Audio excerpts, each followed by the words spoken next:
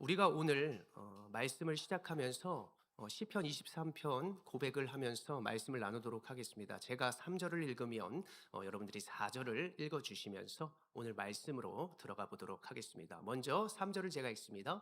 내 영혼을 소생시키시고 자기 이름을 위하여 의의 길로 인도하시는도다. 4절 함께요. 내가 내가 사망의 음침한 골짜기로 다닐지라도 해를 두려워하지 않을 것은 주께서 나와 함께 하심이라. 주의 지팡이와 막대기가 나를 안위하시나이다. 아멘. 자, 4절을 잠시 띄워주시면 하나님께서 우리를 구원하여 주셨다. 이미 구원하여 주시고 우리를 친히 하나님의 승리로 인도하고 계시는데 이 시편 기자의 고백을 보니까 그랬는데 또 사망의 음침한 골짜기를 주시더라는 것이죠. 우리의 인생에 하나님께서 구원 주시고 자녀 삼아 주셨는데 그 과정 가운데 어렵고 힘든 그 힘든 환란을 주시고 또 해를 두려워하는 그런 상황을 주시더라는 것입니다. 시편 기자는 결국 하나님께서 승리를 주신 것을 믿지만 그 모든 과정 가운데 어려움이 있었다라고 하는 것을 그의 인생을 통해서 지금 보여주는 것이죠. 자, 시편 23편의 기자의 얘기뿐만이 아닙니다. 우리의 인생은 어떻습니까?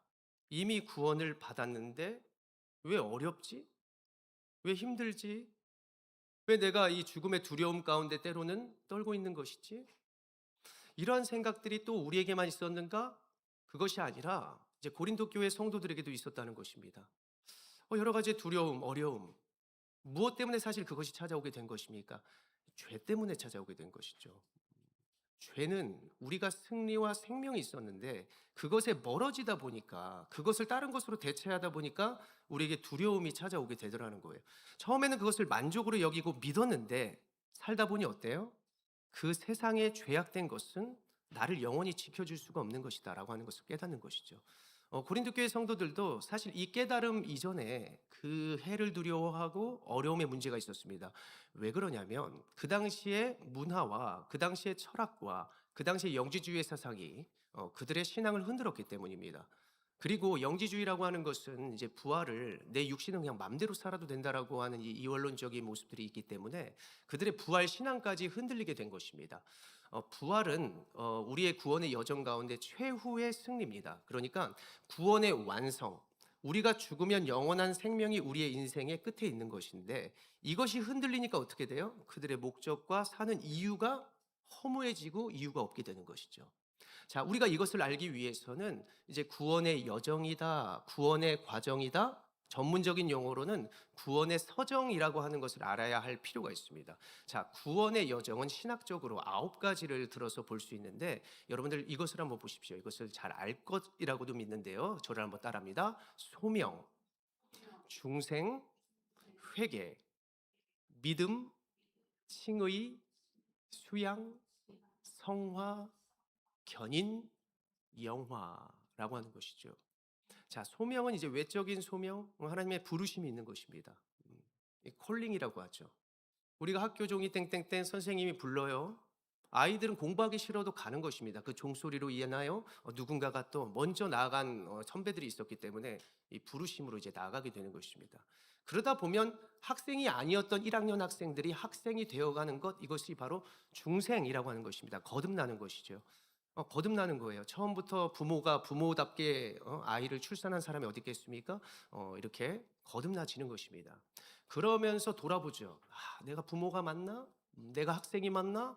내가 성도가 맞나? 이 회개가 일어나는 것입니다. 이 회개가 일어남과 동시에 그 안에 무엇이 들어오느냐? 이제 믿음이라는 게 들어옵니다.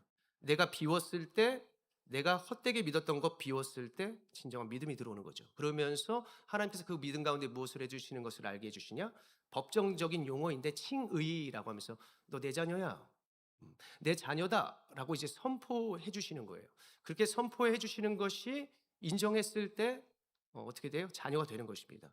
선포됐을 때 그렇지 않을 수가 없어요. 왜냐하면 죄인들이 그 법정적인 것에서 당신 징역 몇 년입니다라고 하면 그냥 그쪽으로 끌려갈 수밖에 없는 것이에요. 이미 선포되어진 것에 순종할 수밖에 없는 것. 그래서 이제 수양이라고 하는 것은 자녀 됐다는 것입니다. 진짜 하나님의 자녀 삼아 주시는 것. 그때 이제 무엇이 일어나냐면 이제 변화가 일어나는 것이죠. 이것이 바로 이제 성화라고 하는 것인데, 세상으로 인해서 변화되는 것은 그냥 변화예요. 근데 하나님으로 인하여 변화되어지는 과정은 이제 성화라고 합니다. 그래서 제가 성화와 견인과 영화를 좀 크게 써놨죠. 이게 과거의 것은 여러분들이 잠시 지워버리고 지금 우리 현재적인 구원인 성화 그리고 견인, 영화를 기억해야 합니다. 구원을 그래서 이 9가지까지 설명할 수 없어서 구원의 과거와 현재성과 미래성 세 가지를 이야기하죠. 우리는 지금 현재를 살아가기 때문에 구원의 현재성이고, 현재를 잘 살아가야 구원의 미래까지도 보장되어지는 이제 그러한 모습을 보게 되는 것입니다. 자, 여러분, 지금 여러분들은 성화되는 과정인 줄로 먼저는 믿으시길 바랍니다. 계속해서 우리는 바뀔 것입니다. 주님으로 인해서 바뀔 것인데, 우리가 바뀌면서 주님께서 우리를 어떻게 하시냐면, 이 견인차가 망가진 사고 난 차량 끌고 가는 거 보셨죠? 주님께서 우리를 끌고 가시거든요. 근데 우리가 엉망진창으로 되어진 차를 봤을 때 사람들이 뭐라 그래요? 야, 술 먹었나? 아니면 사고 쳤구나 이러죠. 근데 하나님께서 우리를 끌고 갈 때는 사람들이 어떻게 봐야 될까요? 멋지게 봐야겠죠. 우리가 주님께로 견인되어 가는 과정에 우리가 잘 살아가야 이 주님께로 끌려갈 때 억지로 막 호에 끌려가듯이 끌려가는 것보다 멋지게 따라가야죠. 주님께 맡기면서 내 인생을 걸어가는 삶이 바로 견인으로서의 승리의 비율이라는 사실을 여러분들 꼭 믿으시기를 바랍니다. 자, 이제 내가 돈을 많이 벌었습니다. 내가 구원을 이뤘습니다. 내 꿈이 이루어졌습니다. 그러면 그 사람 그냥 대충 살아야 돼요? 아니잖아요. 또 다른 소명과 사명이 있는 것처럼 우리도 이미 얻은 구원이지만 지금 어떻게 살아가야 하는가, 그리고 앞으로를 내가 어떤 모습으로 되어질지를 기대하면서 나아가는 것이 바로 우리들의 지금 현재적인 구원의 모습인 줄로 믿습니다. 그래서 오늘 고린도 교회 성도들도 현재적으로 잘 살아야 되거든요. 지금 분열하고 서로 미워 다툼하는 이런 모습이 있어서 바울이 지금 니네 현재적인 구원을 잘 생각하고 잘 살아야 된다 이렇게 말하는 것이고, 바로 우리들에게도 현재적인 지금 상황에서 잘 살아가라고 오늘 응원하는 말씀이 오늘 15장 마지막의 말씀이라고 해볼 수 있습니다. 그래서 여러분들 언제나 흔들리지 마시고 주님의 구원에 동참하는 저와 여러분들 되시기를 바랍니다.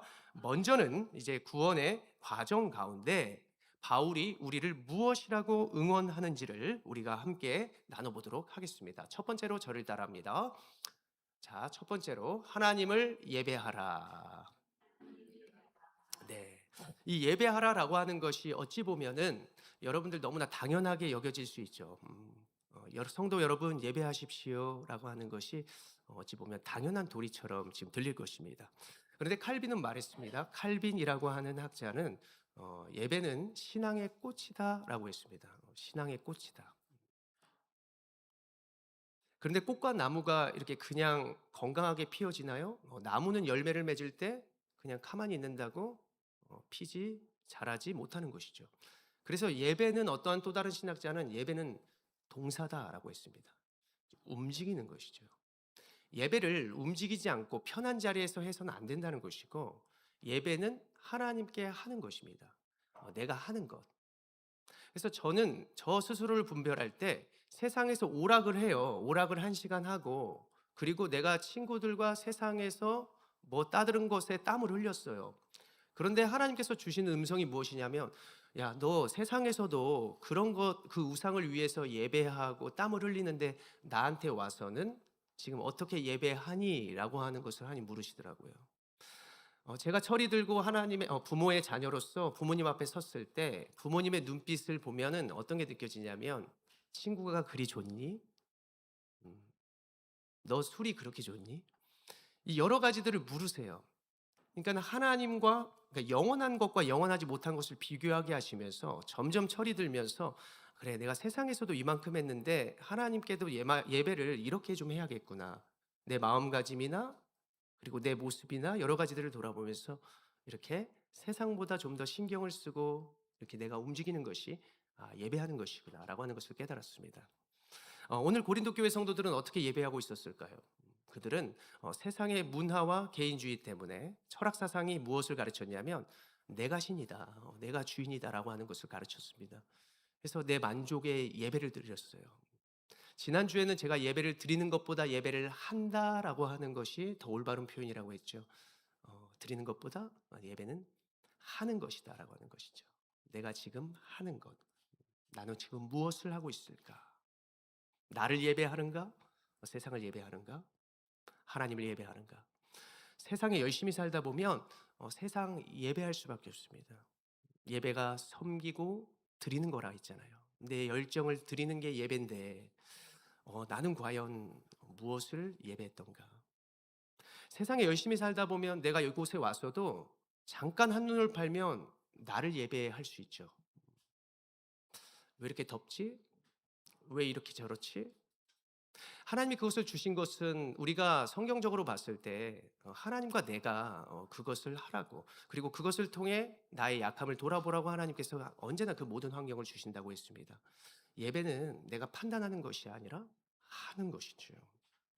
그래서 바울은 오늘 그들을 흔들리게 하고 또 그들의 생각을 방해했던 그것을 향해서 예수의 이름으로 이렇게 외치는 것을 보게 됩니다. 자, 오늘 55절의 말씀을 같이 읽어볼까요? 55절이요. 시작. 어디 있느냐? 사망아, 내가 쏘는 것이 어디 있느냐? 아멘. 이것은 무엇이냐면 이미 예수님이 승리했는데 너가 왜 이렇게 성도들을 힘들게 하는 거야? 네가 그런다고 뭐 이길 수 있을 것 같아? 라고 하면서 바울이 외치는 것입니다. 이미 예수님께서 구원의 승리 주시고 사망 권세 이기시고 모든 질병 이기셨고 모든 것을 회복하게 하시려고 오셨어요. 그래서 십자가로 승리하셨습니다. 주의 지팡이와 막대기가 우리를 안위하시고 그리고 회복시켜 나갈 것입니다. 그런데 사망이 지금 그 과정 가운데 껴들었다는 거예요. 그때 우리는 무엇으로 생각해야 하겠어요? 내가 꽃으로, 내가 나무로 자라가고 있는데 내가 뿌리를 내리고 더 건강하게 자라나라고 그 비바람이 불어치고 그리고 그 여러 가지의 상황들이 내게 오는구나. 이것으로 받아들이는 거예요. 그러면서 우리가 그 제대로 박힌 나무는 어떻게 해요? 바람이 불어도 비바람이 부는 바 이러면서 노래 부를 수 있어야 되는 것이에요, 우리는. 그래서 여러분, 지금 여러분들의 문제가 무엇입니까? 그 문제는 지금 오늘 바울이 말하는 사망입니다.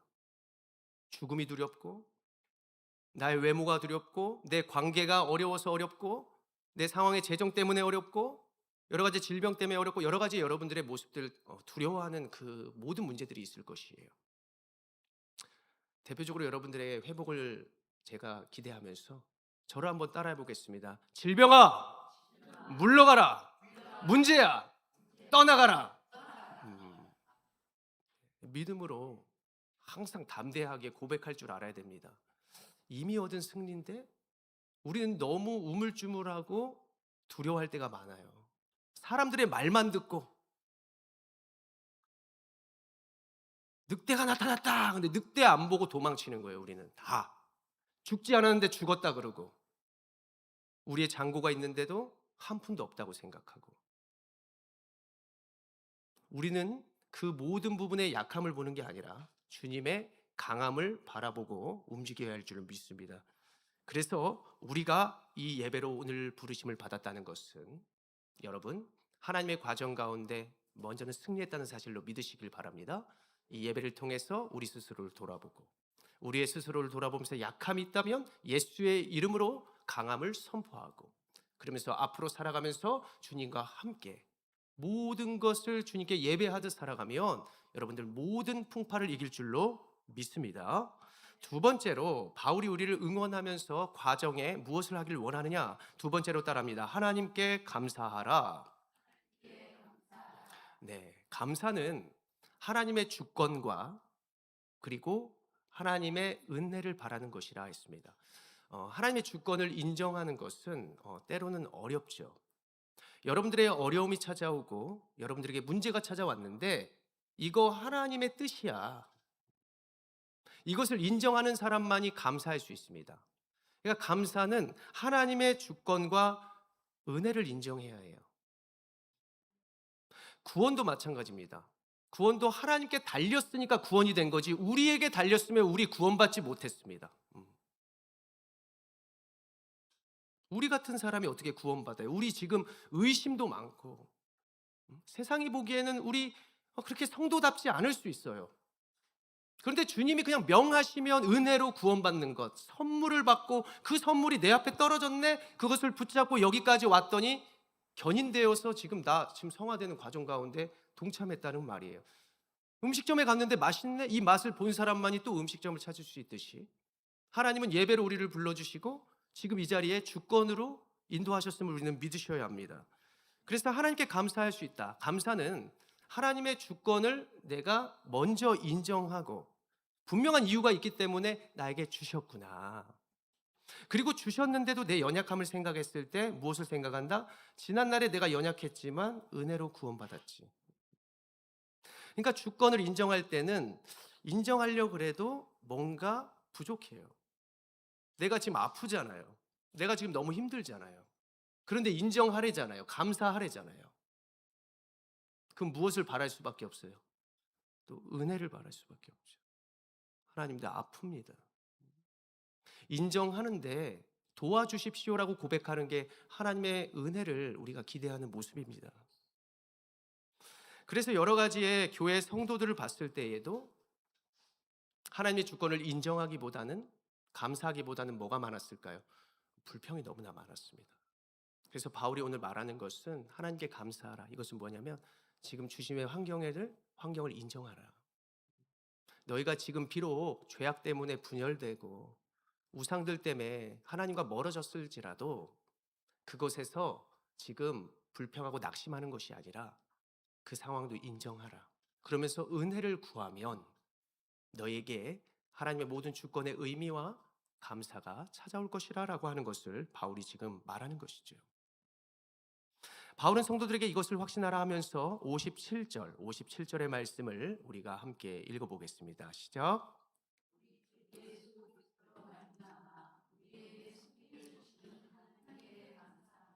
아멘.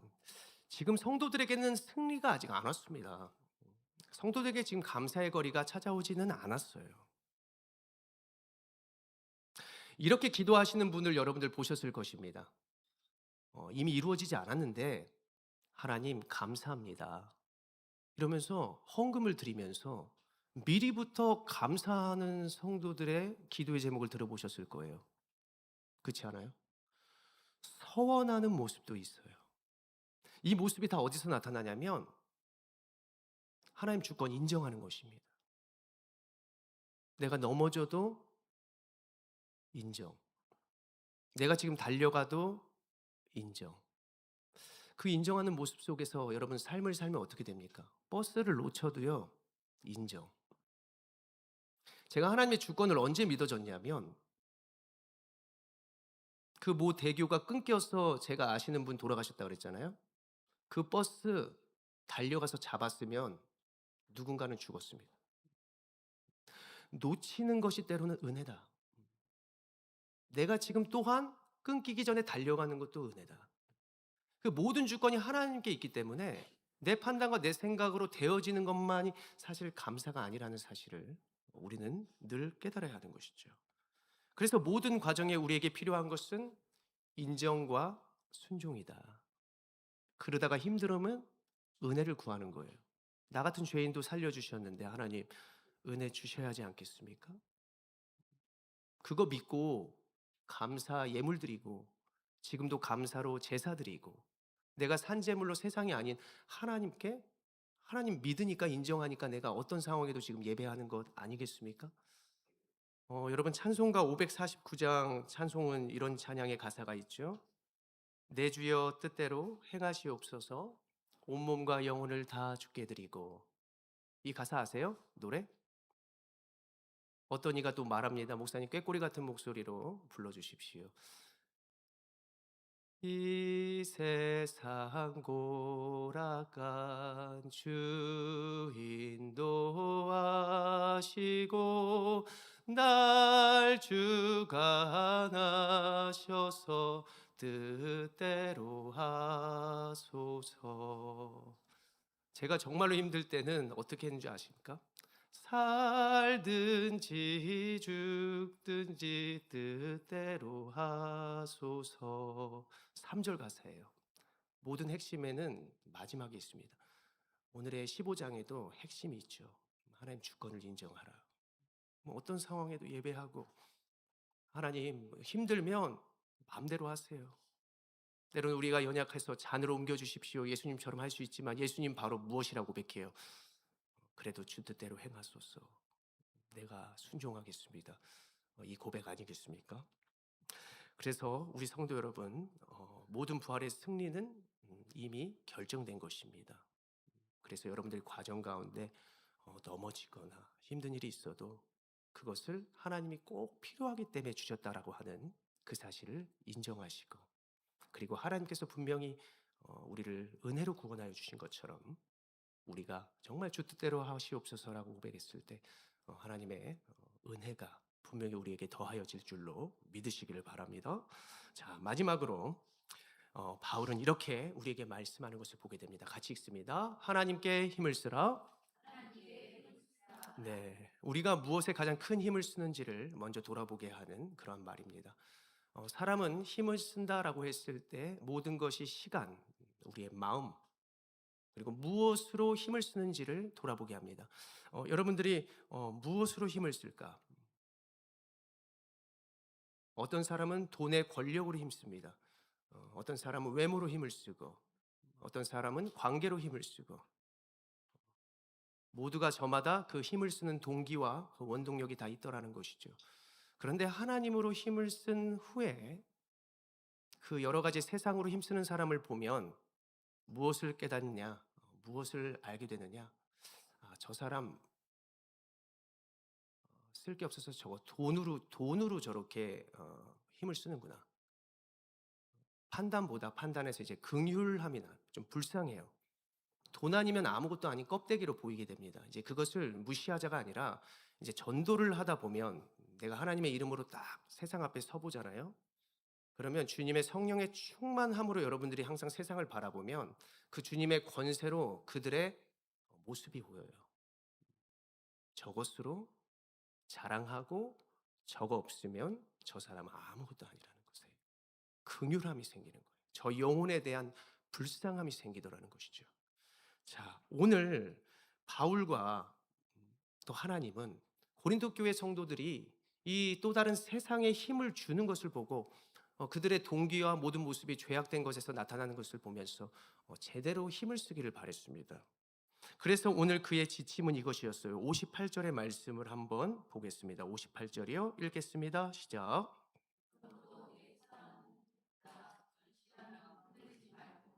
항상 주의 일에 더욱 힘쓰는 자들이 되라. 이는 너희에게 수고가 주 안에서 헛되지 않는 줄 알미라. 아멘. 부활을 믿고 예배하고 감사하는 성도들의 마지막 지침은 바울이 지금 주의 일에 더욱 힘쓰는 자가 되라라고 하는 것입니다. 우리가 여기서도 잘 생각해 볼 것이 있습니다. 주의 일이라고 하면 꼭 교회 안에서만 하는 일이 주의 일이다라고 생각하는데 여러분 그렇지 않습니다. 목회자가 목회를 교회 안에서만 하는 게 아닙니다. 밖에서도 해요. 어제 책상도 날랐고요. 전도도 했고요. 여러 가지에 닦기도 하고 힘을 쓰고 휴지도 갈고 여러 가지 일이 다 주의 일이에요. 주 영광을 위해서 한다면 여러분들의 스스로의 필요를 채우는 것도 복음을 위해 살아가는 사람에게는 주의 일이 될 수 있습니다. 그런데 우리가 주목해 볼 것은 더욱이라고 하는 말입니다. 오늘 58절에 더욱이라고 하는 말은 어떻게 들려요?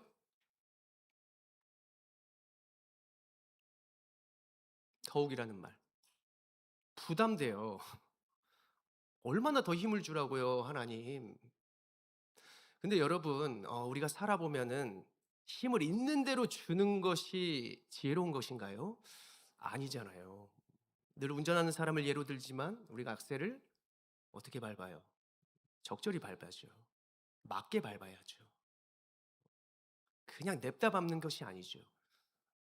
이 더욱이라고 하는 것은 지금 뜻이 무엇이냐면 무엇 너머에라고 하는 뜻이에요.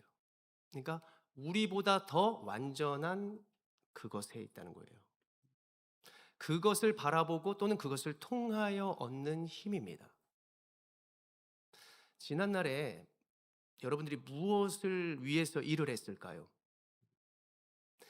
누구를 통해서? 자녀들을 생각하면서 일을 하는 거예요. 불철주야. 자녀들을 학원 좀 더 보내기 위해서, 자녀에게 방 한 칸 더 해주기 위해서, 자녀는 때로는 일찍이 부모가 아프고 힘들면 그 부모를 대신해서 일을 할 때가 있죠. 저 지난날에 세상을 위해서 맘대로 힘줬습니다.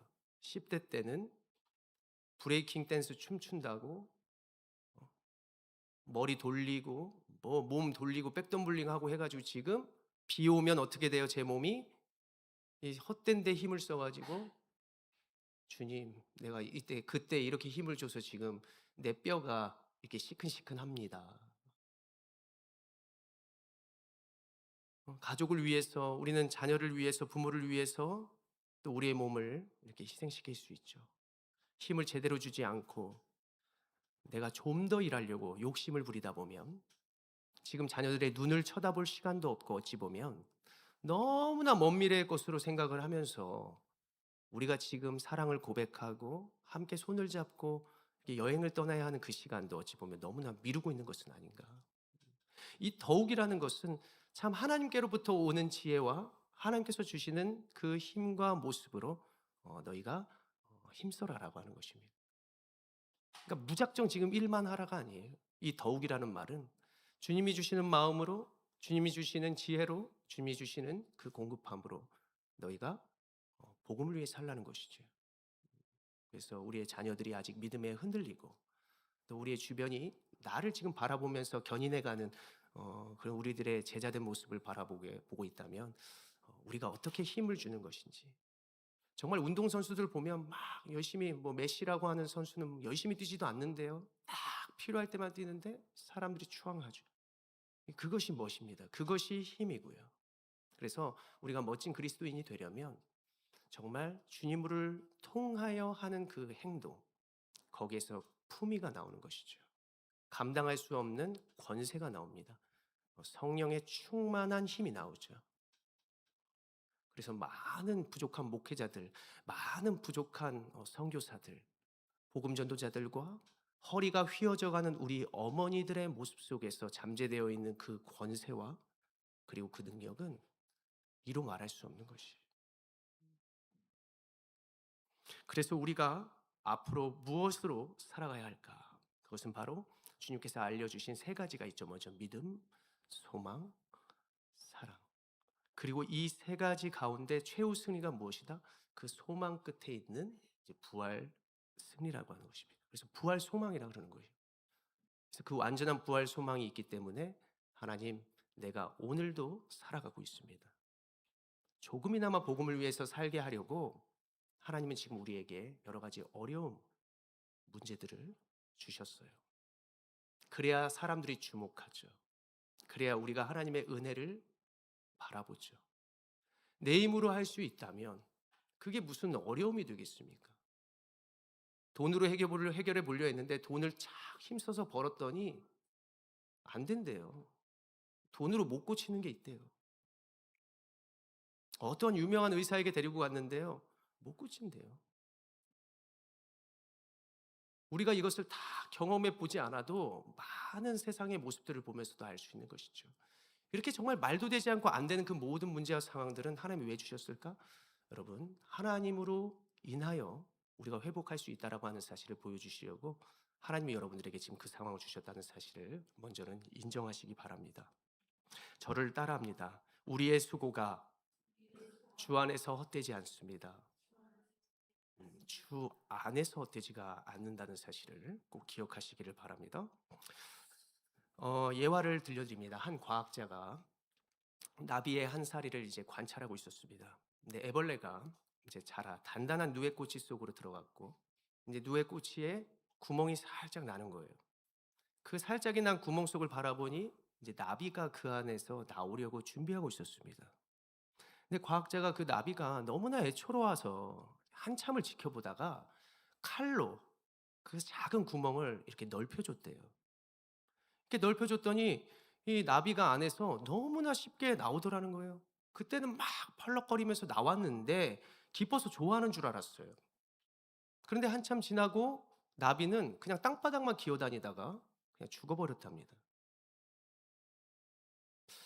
누에고치 속에서 그 나비가 그 작은 구멍 속에 나오려고 발버둥 치는 그 기간과 그 고통의 시간은 곧 나비에게 무엇이 되는 것이었을까요? 분명한 필요의 시간이었다는 것입니다. 그것을 뚫고 나오는 가운데 날개를 펄럭일 수 있는 힘을 기르는 것이고, 그리고 그 가운데 그의 생각도 자라서 나오자마자 내가 무엇을 해야 할지, 어디로 날아가야 할지를 깨닫는 그 기간이 꼭 필요했더라는 것이죠. 세상은 어찌 보면 그냥 잠깐 우리의 고통을 해결해 줄 수는 있지만, 그것은 우리를 영원히 날 수 있도록 하는 것이 아니라는 사실을 믿으시기를 바랍니다. 하나님이 금방 도와줄 수 있죠. 그런데 왜 그 우리의 발버둥 치는 것을 하나님이 보고 계실까요? 그것이 아니라는 거예요. 저를 따라합니다. 보고 계시는 것이 아니라 응원하고 계시는 것이다. 음, 주위를 둘러보면 아무도 없는 것 같죠? 그때 주님이 등장하는 거예요. 우리가 살아보면 다 알잖아요. 그래서 여러 가지의 고통과 환난은 결국 우리의 힘과 능력이 된다는 사실을 여러분들 꼭 믿으시기를 바랍니다. 인생이 때로는 어둡고 누에 꼬치와 같은 곳에 여러분들이 갇혀 있는 것 같을지라도 그 실패와 아픔을 딛고 누가 승리하셨습니까? 예수님께서 무덤에서 살아나셨습니다. 그것을 믿는 우리들도 하나님께서 우리도 그렇게 될 거라고 우리에게 말씀하여 주셨으니, 이제 여러분들은 그 자리에서 믿음으로 부활하신 예수님을 따라서 멋지게 이 성화와 견인의 기간을 살아가시기를 간절히 축원합니다. 사도 바울이 고백한 마지막 58절의 권면을 가슴에 한번 다시 새기겠습니다. 58절이요. 읽겠습니다. 시작. 그러므로 내 사랑하는 형제들아, 견실하며 흔들리지 말고 항상 주의 일에 더욱 힘쓰는 자들이 되라. 이는 너희가 주 안에서 헛되지 않은 줄 알미라. 아멘. 자, 부활의 산소망을 가진 사람은 작은 문제로 인하여 시련으로 인하여 쉽게 흔들리지 마시기를 바랍니다. 죽음을 이기신 예수님이 우리를 항상 응원하고 계시다라는 사실을 믿으시면서 주변에 아무도 없다라고 했을 때는 이제 주님 어서 오시죠라고 고백하면서 우리가 그 문제를 주님과 함께 이길 수 있는 준비로 여러분들 살아가시기를 바랍니다. 하나님 주권 인정하며 내게 부족함이 없으리로다. 주의 지팡이와 막대기가 십자가가 되어서 나를 안위하시고 그 부활의 십자가를 우리가 승리로 바라보시면서 여러분들의 구원의 과정을 주님과 함께 승리하시기를 간절히 축원합니다. 기도하겠습니다. 거룩하신 하나님 아버지, 오늘 하나님께서 은혜로 우리를 불러주신 줄로 믿습니다. 어떤 상황에도 하나님을 예배하고 또 지금의 오늘 하루를 감사하고 인정하며 하나님의 은혜를 구하며 앞으로도 주님과 함께 모든 것을 힘을 주며 살기를 원하오니, 살든지 죽든지 주 뜻대로 하시고 그 순종하는 모습 가운데 무엇을 하든지 우리가 승리할 수 있도록 하나님 우리의 모든 문제 가운데 승리를 명하여 주시옵소서. 모든 것에 주님께서 함께 하시고 승리 주실 것을 믿사오며 예수님의 이름으로 기도합니다. 아멘.